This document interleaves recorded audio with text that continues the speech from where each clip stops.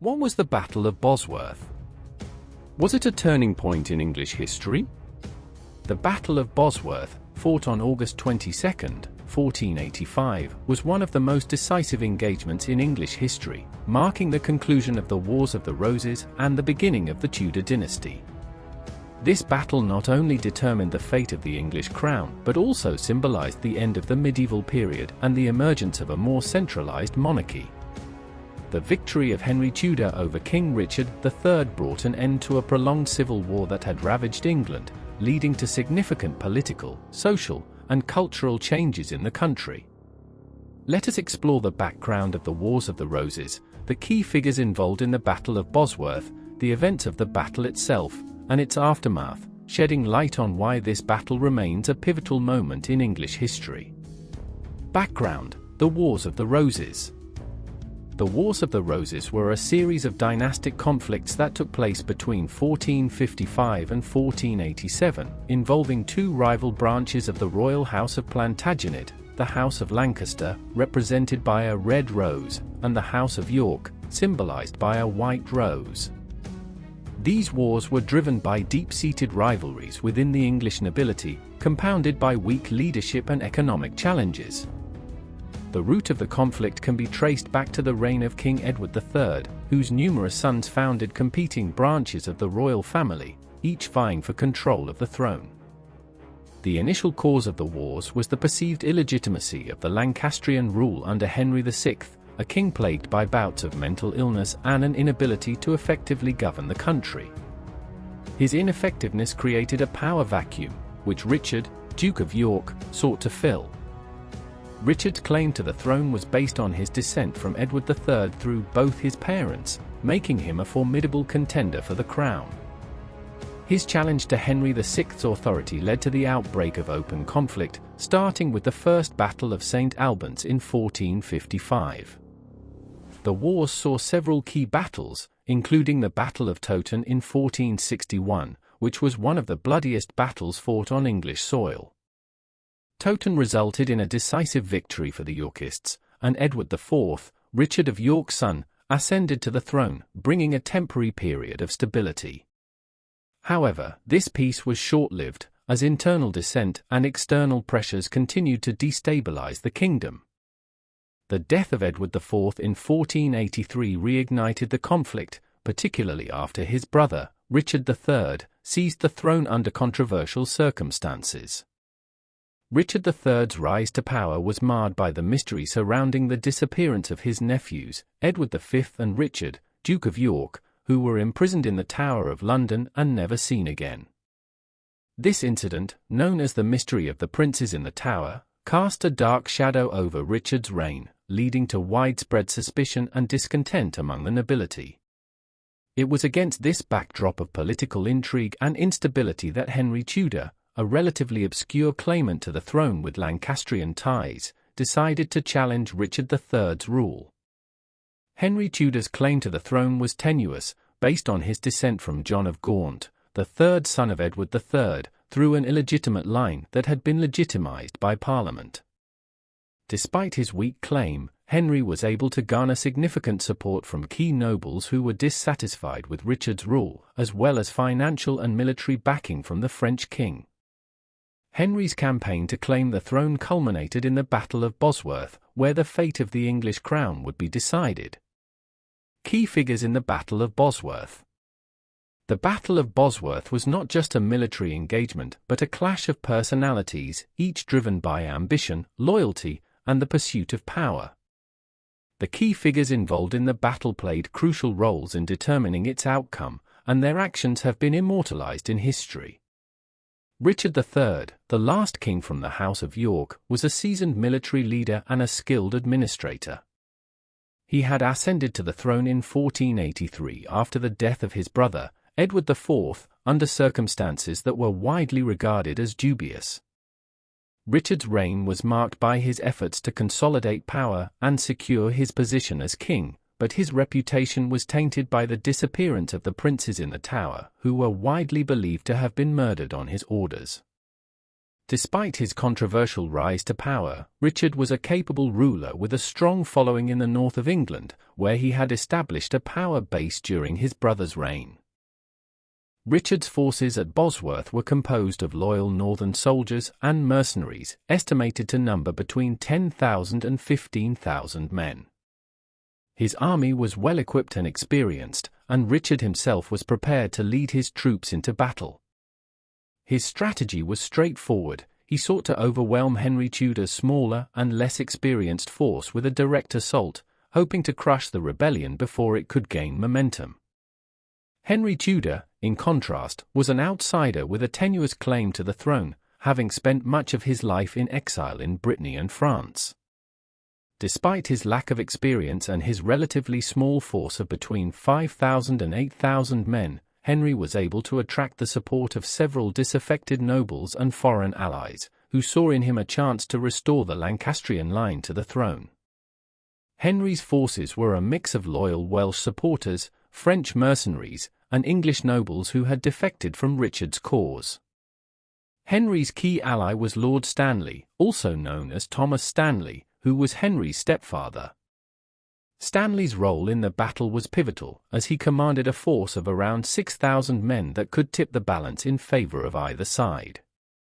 Throughout the conflict, Stanley had maintained a cautious neutrality, waiting to see which side would offer him the best advantage.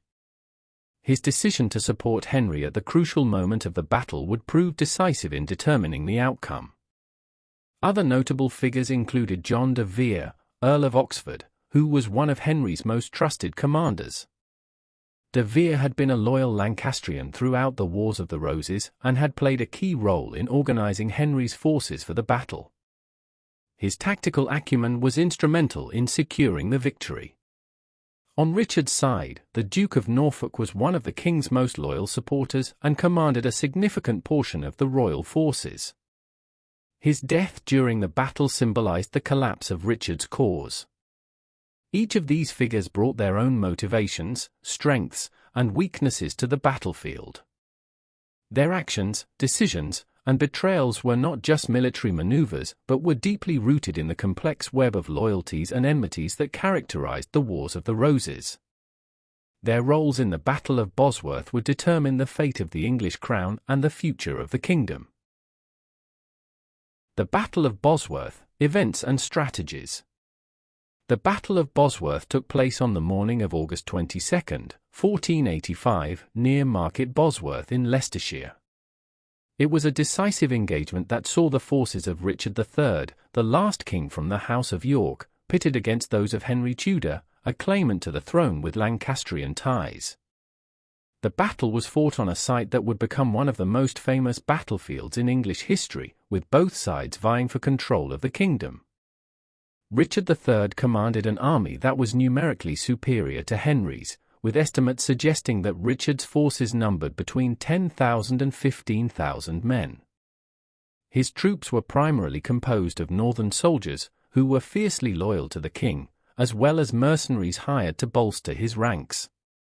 Richard's forces were well-equipped and experienced, reflecting his own background as a military leader who had fought in several key battles during the Wars of the Roses. Richard's strategy for the battle was based on his belief that a direct assault on Henry's forces would lead to a quick and decisive victory.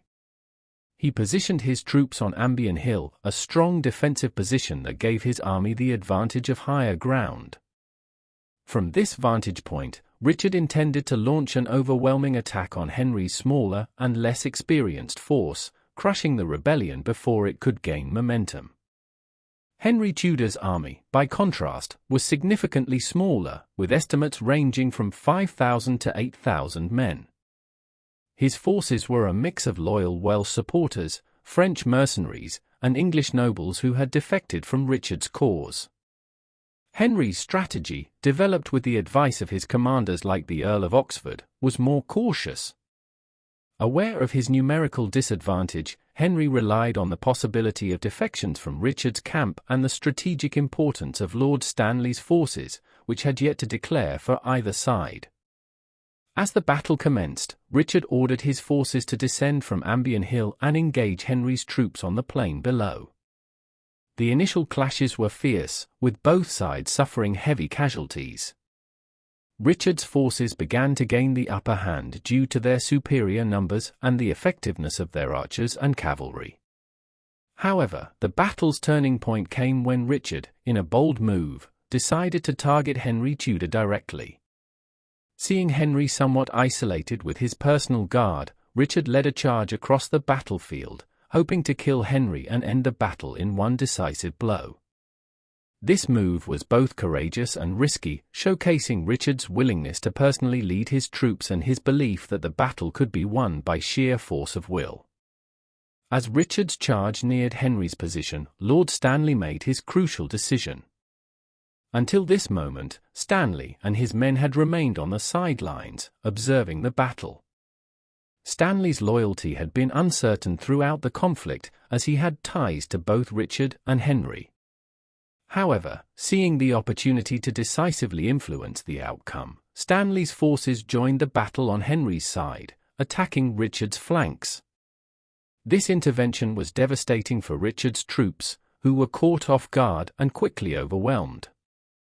The battle turned into a rout as Richard's forces began to collapse under the combined assault of Henry's army and Stanley's fresh troops. Richard, refusing to flee, continued to fight valiantly, even as his men deserted him. According to contemporary accounts, Richard fought bravely until he was surrounded and killed, becoming the last English king to die in battle. His death marked the end of the Plantagenet dynasty and the beginning of the Tudor era. Henry's victory at Bosworth was not just a result of superior strategy but also of Richard's miscalculations and the timely betrayal by Stanley. The battle demonstrated the volatile nature of loyalty during the Wars of the Roses and how quickly fortunes could change on the battlefield. Henry Tudor's ability to capitalize on these dynamics, combined with his strategic patience, ultimately secured his claim to the throne. Aftermath and consequences. The immediate aftermath of the Battle of Bosworth was marked by the swift coronation of Henry Tudor as Henry VII, solidifying his claim to the English throne. Richard III's death on the battlefield symbolized the end of the Plantagenet dynasty, which had ruled England for over 3 centuries. With Richard's death, the Wars of the Roses effectively came to an end, though minor uprisings and challenges to Henry's rule would continue for a few more years. Henry's first significant act as king was to marry Elizabeth of York, the daughter of Edward IV, thereby uniting the warring houses of Lancaster and York. This marriage was a strategic move designed to legitimize his reign and reconcile the factions that had been at war for decades. The union of the Red Rose of Lancaster and the White Rose of York in the Tudor Rose became a powerful symbol of this reconciliation and the new era of peace and stability that Henry sought to establish. Henry VII's reign marked the beginning of the Tudor dynasty, which would rule England for over a century. His government was characterized by efforts to centralize power and strengthen the monarchy, reducing the influence of the nobility, whose shifting loyalties had caused so much turmoil during the Wars of the Roses. Henry's policies laid the foundation for a more modern state, with a stronger central government and more effective taxation and legal systems. The consequences of the Battle of Bosworth also extended to the broader social and political landscape of England. The end of the wars allowed for a period of relative peace, which enabled economic recovery and the growth of trade. The Tudor dynasty would later oversee significant cultural and religious transformations, particularly during the reigns of Henry VIII and Elizabeth I. In the long term, the Battle of Bosworth has been remembered as a defining moment in English history, representing the end of the medieval period and the beginning of the Renaissance in England. The battle and its aftermath marked a transition in governance and society, setting the stage for the emergence of England as a major European power in the centuries to come. Historiographical perspectives. The Battle of Bosworth has been the subject of extensive study and debate among historians, with interpretations evolving over time. Initially, the battle was celebrated by Tudor historians as a moment of divine providence, where the just and rightful Henry VII overthrew the tyrannical Richard III. This narrative was reinforced by popular works like Shakespeare's Richard III, which portrayed Richard as a villainous character deserving of his fate. This portrayal has had a lasting impact on how the battle and Richard's reign are perceived in popular culture. However, modern historians have re-evaluated these accounts, offering more nuanced interpretations of Richard III and the battle itself. Some scholars argue that Richard was not the monstrous figure depicted by Tudor propagandists, but rather a capable ruler whose reputation was unjustly tarnished. This reassessment has led to a more sympathetic view of Richard, highlighting his administrative reforms and his loyalty to the northern nobility. The battle itself has also been the focus of military historians who have analyzed the tactics, logistics, and decision-making processes of both sides. The role of Lord Stanley and the importance of strategic alliances have been emphasized in recent studies, showing how the outcome of the battle was far from predetermined and hinged on the complex interplay of personal ambitions and loyalties. In recent years, the discovery of Richard III's remains in 2012 and subsequent archaeological studies have provided new insights into the battle and its participants, sparking renewed public interest in this historical event. These discoveries have led to fresh debates about Richard's legacy and the true nature of the conflict that culminated at Bosworth. Overall, the historiography of the Battle of Bosworth reflects the broader complexities of interpreting historical events, where the line between fact and legend is often blurred by the passage of time and the agendas of those recording history. The Battle of Bosworth stands as one of the most significant turning points in English history. It marked the end of the Wars of the Roses, a conflict that had torn the nation apart for decades, and brought about the rise of the Tudor dynasty, which would go on to shape the future of England and its monarchy. The battle not only decided the fate of the English throne but also symbolized the end of the medieval era and the beginning of a new period of centralized power and national consolidation. The figures who fought at Bosworth, particularly Richard III and Henry Tudor, have been immortalized in history, literature, and popular culture, each representing different facets of leadership, ambition, and the quest for power. The battle's legacy continues to be a subject of fascination and debate, reflecting the enduring impact of this historical event on the collective memory of England. In conclusion, the Battle of Bosworth was more than just a military engagement. It was a decisive moment that reshaped the political landscape of England and set the stage for the modern nation-state. Its legacy, both in terms of immediate consequences and long-term historical significance, underscores its place as a key event in the annals of English history. Thanks for listening. Like and comment. And please subscribe, as that will help us get more videos out to those interested in the Middle Ages. See you next time on Medieval Chronicles 1066. Stay curious.